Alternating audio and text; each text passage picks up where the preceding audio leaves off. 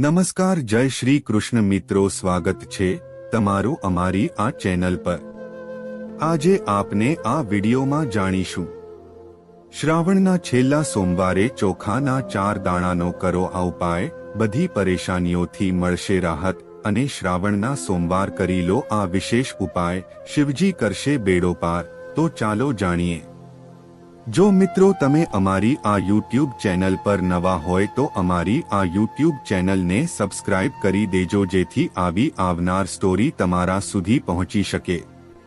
તો ચાલો હવે આપણે સ્ટોરીની શરૂઆત કરીએ।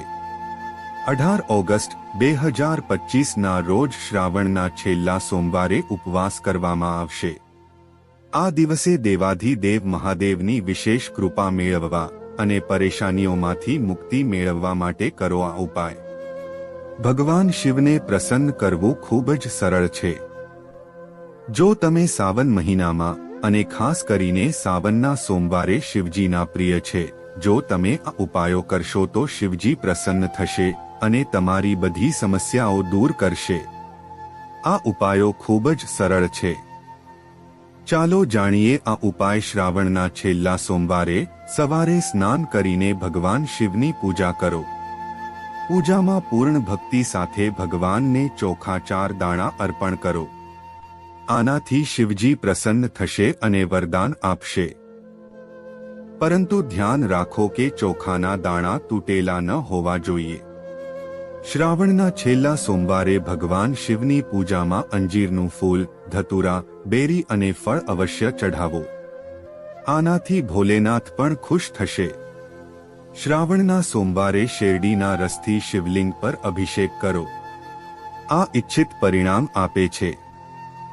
શ્રાવણના છેલ્લા સોમવારે જે ભક્ત ભગવાન શિવને ભક્તિભાવથી અભિષેક કરે છે અને સાથે જ નમઃ શિવાય મંત્રનો જાપ કરે છે, તેમને શિવજી મનગમતું વરદાન આપે છે। શ્રાવણના છેલ્લા સોમવારે જો તમે ભગવાન શિવની કૃપા ઈચ્છતા હોય તો તમારી ક્ષમતા અનુસાર સફેદ રંગની વસ્તુઓ અથવા ભોજનનું દાન કરો।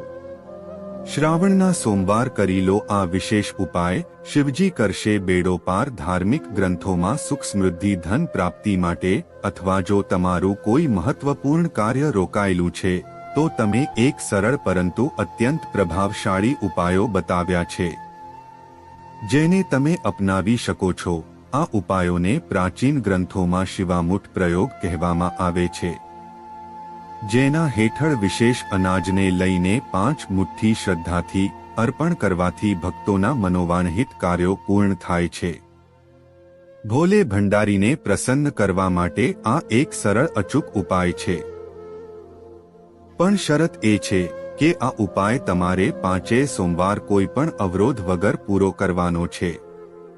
આ ઉપાય હેઠળ શ્રાવણના પહેલા સોમવારે શિવમંદિરમ જઈને શિવલિંગ પર 1 મુઠ્ઠી આખા ચોખા અર્પણ કરો, અભિષેક કરો। ધ્યાન રાખો કે ચોખા તૂટેલા અથવા ખંડિત ન હોવા જોઈએ। આ રીતે બીજા સોમવારે 1 મુઠ્ઠી સફેદ તલ ચઢાવવા જોઈએ। ત્રીજા સોમવારે 1 મુઠ્ઠી આખા મગ ચઢાવવા। ચોથા સોમવારે 1 મુઠ્ઠી જવ અર્પણ કરો અને અંતિમ સોમવારે 4 સોમવારે અર્પણ કરેલી વસ્તુ ફરીથી 1 મુઠ્ઠી ચઢાવો અને 5મા સોમવાર નિમિત્તે 1 મુઠ્ઠી સત્તુ સર્વપીડા હરણ કામના સાથે શિવને અર્પણ કરો। યાદ રાખો આ કાર્ય શ્રદ્ધાપૂર્વક 5 સોમવારે આ ક્રમથી સૂર્યોદયથી લઈને બપોરે 12 વાગ્યા પહેલા જરૂર પૂર્ણ કરો। તો મિત્રો, આ વિડિયો તમને કેવો લાગ્યો? જો સારો લાગ્યો હોય તો અમારી ચેનલને સબસ્ક્રાઇબ કરો અને કોમેન્ટમાં જય શ્રી કૃષ્ણ, જય માતાજી જરૂર લખો। પછી મળીશું મિત્રો એક નવી વિડિયો સાથે।